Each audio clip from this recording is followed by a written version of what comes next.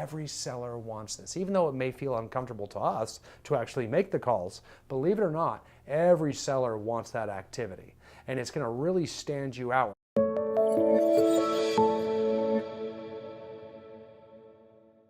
Hi, this is Brian Icenhower, and welcome to our module on circle prospecting. I'm really excited about this module because circle prospecting is such an important part of so many agents' business.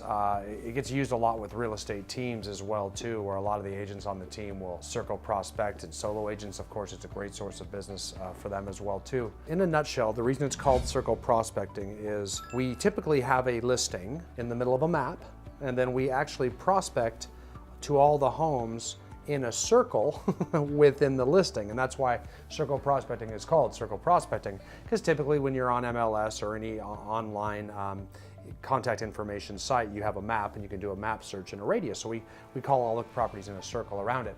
Now that doesn't mean you have to call in a circle, of course.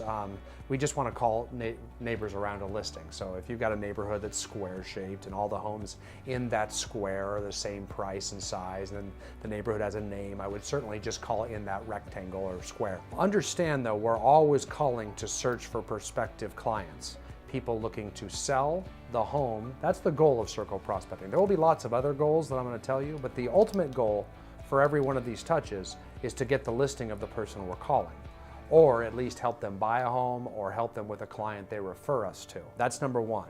However, there's lots of other reasons that will go alongside that one primary role. You can call around just listed properties to market a home, a listing that you have, to search for a buyer, so we're looking for a buyer for that home, or to find another home to list now or in the future.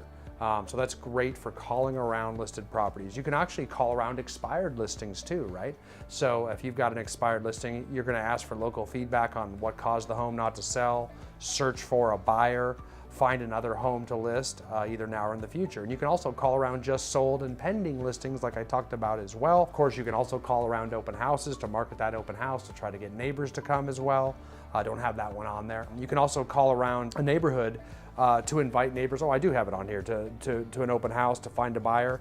As real estate farmers, if you farm a neighborhood, we can actually circle prospect in the farm to market any activity about the neighborhood. We can even circle prospect that, hey, I have a buyer, right? I have a buyer that wants to buy in your neighborhood. Who do you know that's looking to sell? So all of these are reasons to call a geographic neighborhood. Now understand the big fear around circle prospecting is this. These would be the closest thing to a cold call out there. So we're calling people that would be colder than other prospecting methods here. With circle prospecting, we're calling people that we don't know if they even want to move, and we don't necessarily know them either. I mean, we may get lucky and find those, that's what we're after, but the point of the matter is, generally speaking, the vast majority of the people we call we don't know are either of those. So because of that, when we circle prospect, it's a little bit lower conversion rate than we might get when we're calling people we know want to sell. However, it's very effective and it can serve a lot of purposes. Number one, we're showing everybody how hard we work for either our buyer we're looking for a home for, or the listing that we have in that area that we're calling around. It's showing how hard we're looking for a buyer for that listing. And when we do that, it really does gain respect that we're working hard. It also can really help with our seller if we're circle prospecting and making calls around a listing, because we ultimately find the purchaser of a home is a friend, family member, or acquaintance of somebody that already lives in the neighborhood. So we're reaching out to you to find out who you know that might want to move into the neighborhood. That really impresses the person we're calling, and that really impresses the seller as well. So where do we get circle prospecting numbers? Okay, well, and I get this one asked a lot, and there are a lot of information services online.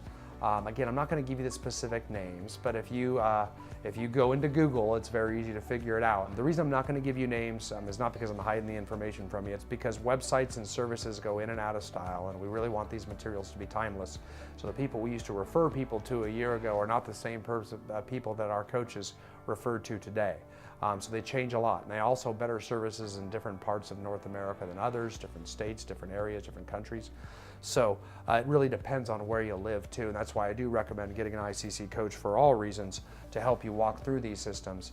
But you can actually nowadays buy email addresses, cell phone numbers, A lot of relatively inexpensive ways to find landlines now. Landlines are rather easy to get, names and addresses of people where people live, pretty easy to get just from title and escrow companies. Getting the phone number is a little trickier, you usually have to pay some money for that. But I would say on the low end, you're looking at something like $300 a year. On the high end, you're looking at something for $1,000 a year. And on the high end, you're going to get email addresses and phone numbers for a decent percentage of people that live in each neighborhood. So that's basically how these people get these numbers, and understand if you're paying, let's just cut it in the middle and say $500 a month, that's $6,000 a year. Through these circle prospecting efforts, you can, depending on where you live, your average price, your average commission, it just takes 1 or 2 homes sold to cover that cost, and you should be getting a whole lot more business than that from circle prospecting. We're very proactive and we're very aggressive at getting your home sold. And every seller wants this. Even though it may feel uncomfortable to us to actually make the calls, believe it or not, every seller wants that activity. And it's gonna really stand you out where everybody else is just kind of putting, all the other agents are just saying that we're just gonna put a sign in the yard, put an MLS, make a pretty flyer.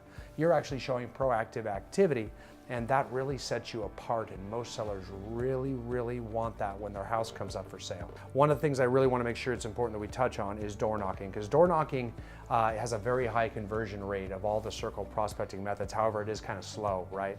If you're calling through a neighborhood of, let's say, 100 people, in the same amount of time, you're only going to knock on about 20 doors and to make the same amount of contacts. So it's just slower, and sometimes weather doesn't permit. And, you may have to drive a long ways to get to the neighborhood, who knows.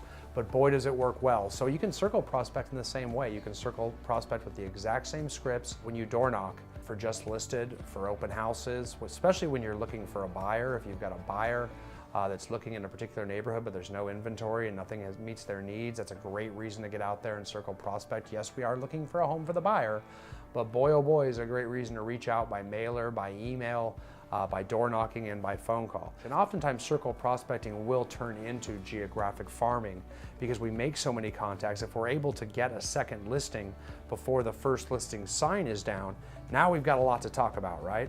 We can actually start marketing the just listeds for that property. We can be sending out mailers that show sold and for sale. We can send emails that show both. Now all of a sudden you look like the expert, right?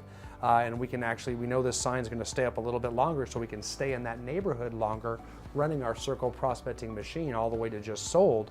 That's enough time to saturate the market, and you may like that neighborhood, you know, and you've got name recognition. They've seen, everybody in there is seen through all these different communication channels. We've got a few scripts for you. We start off with a just listed script, where we actually call around a property that's just listed. We can also use this exact same script for coming soon, so you could use it twice. If we know a property is coming soon on the market 3 weeks from now, we can call everybody with coming soon and then call them again with just listed, something very similar.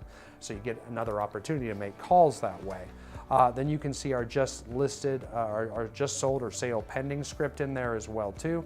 Again, it's the same script for sale pending as it is just sold. And you're gonna see this is more like, hey, we generated a lot of interest in this home and we are very happy to say it's sold, but we've got a new problem.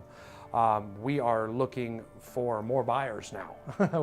We're looking for more sellers now. Now we need more property, we need more listings because we generated a lot of interest in selling that home, and we don't have enough listings. So who do you know looking to sell their home? We've got a lot of buyers that are interested.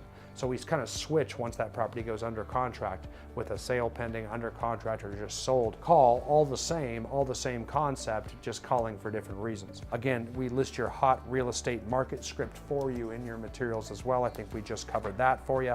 Then we have a great open house script here that I really like, how we can call around and market the open house, try to get neighbors to come, and at the same time, look and prospect for listings as well to try to generate interest in the sale of that home. So I hope these scripts help you. I hope circle prospecting works for you.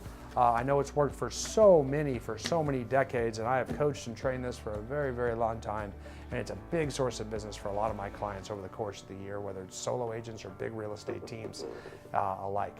So anyway, try these methods out. Good luck with circle prospecting, and thanks for watching.